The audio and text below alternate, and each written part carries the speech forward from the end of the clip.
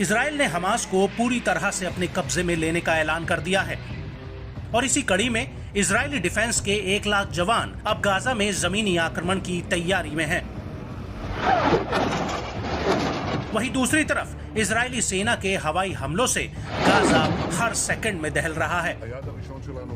Israel के प्रधानमंत्री Benjamin Netanyahu ने ऐलान कर दिया है कि वो फिलिस्तीनी आतंकी संगठन हमास को खत्म कर देंगे। लेकिन इस सब के बीच हमास के एक वरिष्ठ अधिकारी अली बाराखे, जो लेबनान में निर्वासित हैं, उन्होंने इजराइल की इस कार्रवाई को लेकर बड़ा बयान दिया है। आपको बता दें कि ईरान का कहना है कि वो हमास का सपोर्ट करता है, लेकिन इस हमले में शामिल नहीं है। लेकिन अली बाराखे ने आगे कहा कि अगर गाजा को युद्ध की तबाही के अधीन किया जाता है तो ईरान और लेबनान के हिजबुल्ला युद्ध में शामिल होंगे। अगर गाजा को विनाश के युद्ध का सामना करना पड़ा तो हमारे सहयोगी शामिल होने के लिए तैयार हैं। वे हाथ बांध कर नहीं बैठेंगे। इजराइल की सरकार जानती है कि अगर वे गाजा को नष्ट करने की कोशिश करेंगे तो वे नरक के द्वार खोल देंगे और गाजा को नष्ट करने के लिए अमेरिकी हथियारों की तरह गैर पारंपरिक हथियारों का उपयोग करना। का कहना है कि 7 अक्टूबर 2023 को हमास ने इजराइल में जो घुसपैठ की थी उसकी जानकारी गाजा के भीतर सिर्फ हमास के कुछ टॉप कमांडर्स को थी कि हमास के लड़ाके इतने बड़े लेवल पर इजराइल में हमला करने जा रहे हैं। लेकिन ईरान और लेबनान जैसे हमास के सहयोगियों को इसकी कोई खबर नहीं थी। बाराके ने कहा कि हमास इजराइल और अमेरिका में बंधक अपने लोगों की रिहाई के बदले बंधकों का इस्तेमाल करेगा। अमेरिका में फिलिस्तीनियों को रखा गया है। हम उनकी रिहाई के लिए कहेंगे। ऐसे फिलिस्तीनी हैं जो फिलिस्तीन में प्रतिरोध का समर्थन करने के आरोप में संयुक्त राज्य अमेरिका द्वारा हिरासत में लिया गया था।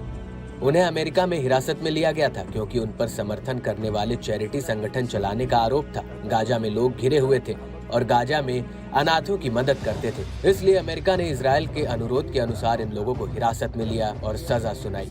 उन्हें अमेरिका में जीवन की सजा सुनाई गई है। हम उन फिलिस्तीनियों की रिहाई के लिए कहेंगे और उनकी आजादी की मांग करना हमारा अधिकार है। उनका कहना है कि हमले की योजना हमास के दर्जन भर कमांडरों ने गाजा के भीतर बनाई थी और यहाँ तक कि इस हमले की टाइमिंग की जानकारी हमास के सबसे करीबी सहयोगियों तक को नहीं दी गई थी। हालांकि हमास के इस हमले के पीछे ईरान का हाथ होने को लेकर अली बाराके का कहना है कि ईरान के अधिकारियों ने हमास की कोई मदद नहीं की या फिर पिछले हफ्ते बेरूत में हुई मीटिंग में इजराइल पर हमले को हरी झंडी देने वाली खबर भी गलत है। वहीं ईरान के सुप्रीम लीडर अयातुल्ला खामनेई का भी इन आरोपों को लेकर बड़ा बयान आया है, जिसमें उन्होंने इन आरोपों को खारिज किया है। हम चतुर और बुद्धिमान योजनाकारों और बहादुर युवा फिलिस्तीनियों के माथे और बाहों को चूमते हैं। हमें उन पर गर्व है। ये सच है जो लोग कहते हैं कि फिलिस्तीनियों ने जो किया वह गैर फिलिस्तीनियों के कारण हुआ। वे अभी तक फिलिस्तीनी लोगों को नहीं जान पाए हैं। ये फिलिस्तीनियों ने खुद किया था। चतुर योजनाकारों, बहादुर युवाओं और बलिदान कार्यकर्ताओं ने इस जीत को हासिल करने में कामयाबी हासिल की है।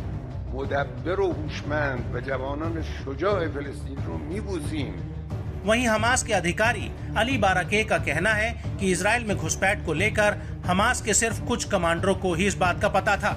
सेंट्रल कमांड और लेबनान में पॉलिटिकल ब्यूरो को इस बात की कोई भनक तक नहीं थी। इसके अलावा अली बाराके का कहना है कि बीते समय में ईरान और लेबनान के हिजबुल्ला ने हमास की मदद की थी, लेकिन साल 2014 के गाजा युद्ध के बाद से हमास खुद अपने रॉकेट्स और लड़ाके तैयार कर रहा है। और सबसे बड़ी बात यह है कि अली बाराके का कहना है कि हमास की इजराइल में एक छोटे लेवल का ऑपरेशन करने की योजना थी। हमास चाहता था कि वो इजरायली बंधकों के बदले फिलिस्तीनी कैदियों को रिहा करा ले, लेकिन हमास को खुद इस बात का एहसास नहीं था कि इजराइल एक बार में संपूर्ण युद्ध का ऐलान करके 3 लाख इजरायली रिजर्व सैनिकों की लामबंदी शुरू कर देगा, जिससे गाजा पर जमीनी हमले का अंदेशा बढ़ जाता है। और इजराइल का कहना है कि वो हमास को ऐसी सजा देगा कि जिससे उसकी आने वाली पीढ़ियां तक याद रखेंगी। अली बाराके का कहना है कि 7 अक्टूबर के हमले में हमास के करीब 2000 लड़ाकों ने हिस्सा लिया था। गाजा के भीतर उसके पास करीब 40,000 लड़ाकों की सेना है और ऐसे में अगर जरूरत पड़ी तो हमास अपने सहयोगियों के लड़ाके भी इस लिस्ट में जोड़ सकता है।